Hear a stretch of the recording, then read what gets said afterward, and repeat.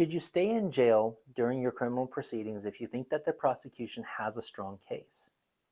Hi, my name is Carl Birkhead. I'm an attorney with Worth Law Office in Tulsa, Oklahoma. I've been practicing family and criminal law for almost 8 years now, and I want to help you make law easy by just talking a little bit about whether or not you should stay in jail while you're dealing with your criminal case. So my answer to this question is kind of like my answer to a lot of these questions. It depends. So a lot of people will think, okay, well, if I'm in jail during this, I'll have credit for time served, and that's great because it means I can maybe get out sooner if I'm going to get convicted. And that's true. Just today, and even if it's not like, even if you're not worrying about a conviction, it helps sometimes, but not every time. I mean, I'll give you an example. Today, I had a case where my client's been in jail for a couple of months.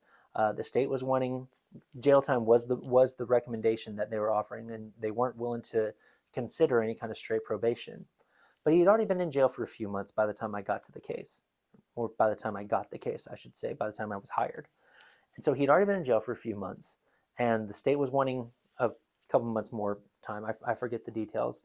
And I was able to use the fact that he was already in jail for the last, 90, 120 days, 3, 4 months, something like that. I was able to use that in negotiating to not only get him credit for time served, but also to get the state to reduce the amount of time that they wanted to where it just leveled out with the amount of time that he has already been in there. So they went from like a year down to 4 months. He'd already been in 4 months. Hey, credit for time served. He's getting released.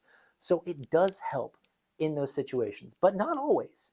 There are times when your attorney needs you to be out free so you can help assist with your defense, whether it's by taking some classes, getting some evaluations, maybe getting into counseling or getting some help for something. There's a lot of things that you can do to assist with your defense that you can't do while you're sitting in jail. So it's really going to always come down to the facts of your case. This is something you've got to talk with your attorney about, and make sure that you talk about the pros and cons of staying in versus bonding out. If you have questions about this, or maybe you're already in this situation and you don't know what to do, call me. I'm more than happy to talk about it. We'll do a consultation. We'll figure out what your best options are. My name is Carl Birkhead. I'm an attorney with Worth Law Office, and I want to help you make law easy. Thank you.